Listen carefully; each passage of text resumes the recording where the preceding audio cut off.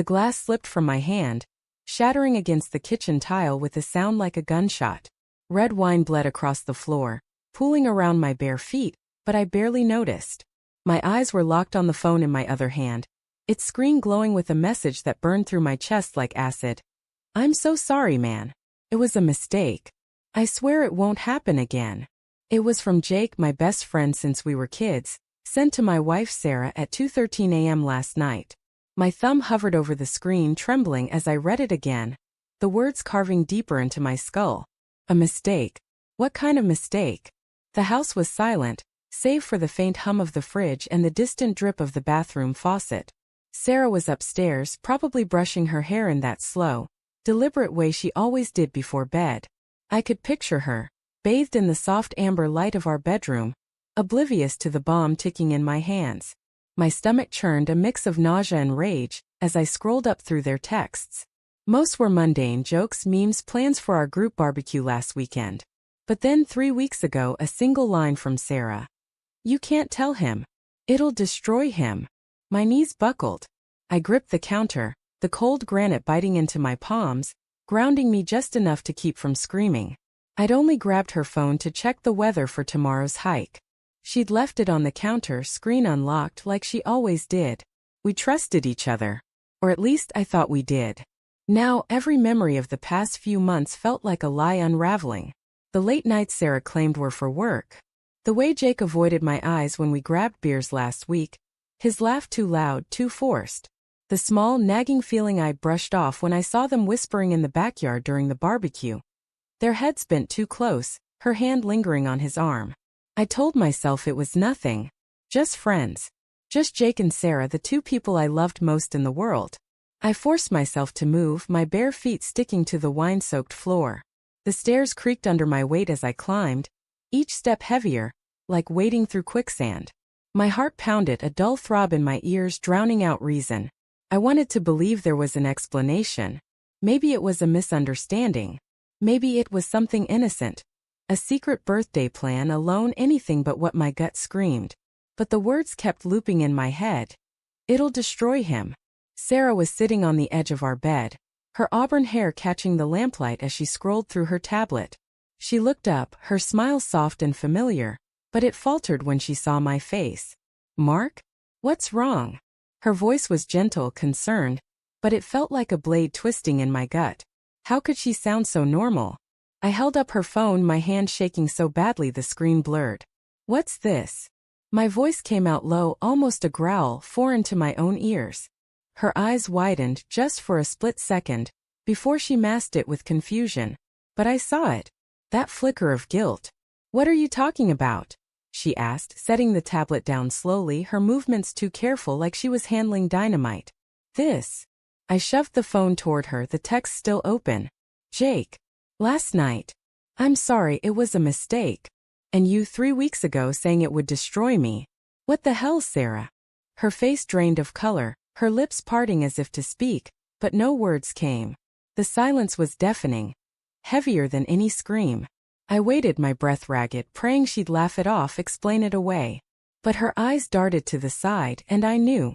God, I knew. "Mark, it's not," she started, but her voice cracked, betraying her. She stood, reaching for me, but I stepped back, the air between us thick with something toxic. "Don't lie to me," I snapped, louder now, the words tearing out of me.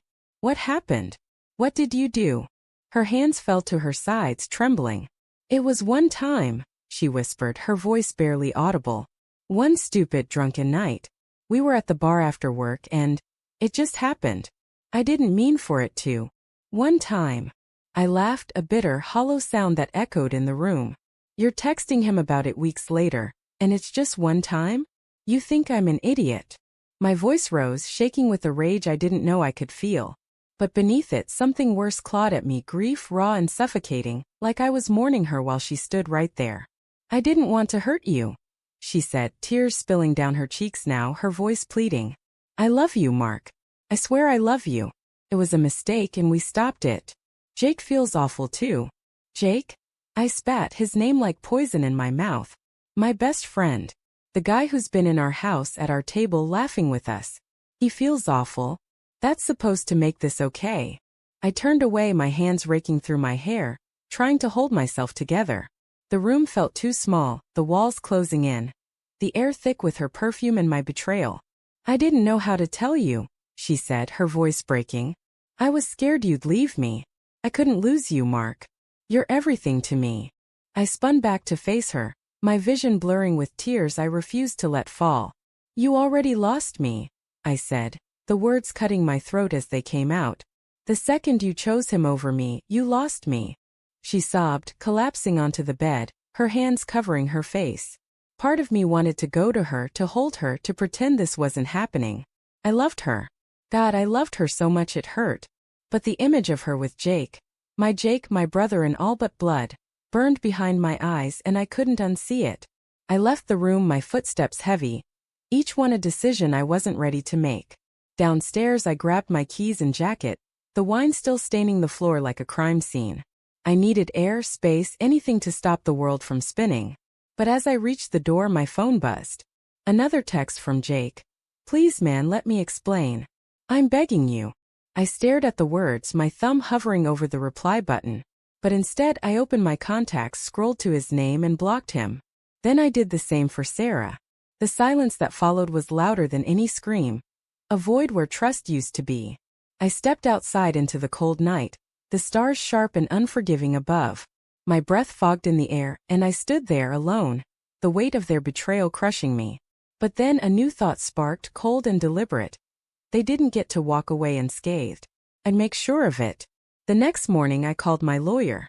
By noon, I'd frozen our joint accounts and started the paperwork to sell the house. Sarah's belongings were packed by evening, left on the porch with a note. You made your choice. Now live with it. Jake's prized motorcycle, the one he'd spent years restoring, was accidentally reported stolen to the police. A tip from an anonymous neighbor. I didn't feel joy, but there was a grim satisfaction in knowing they'd feel a fraction of my pain. As I drove away from the house for the last time, Sarah's tear-streaked face in the rearview mirror, I realized the twist. The man I'd been trusting, loyal, whole was gone. They hadn't just betrayed me, they'd killed me. And the man left standing wasn't someone they'd recognize.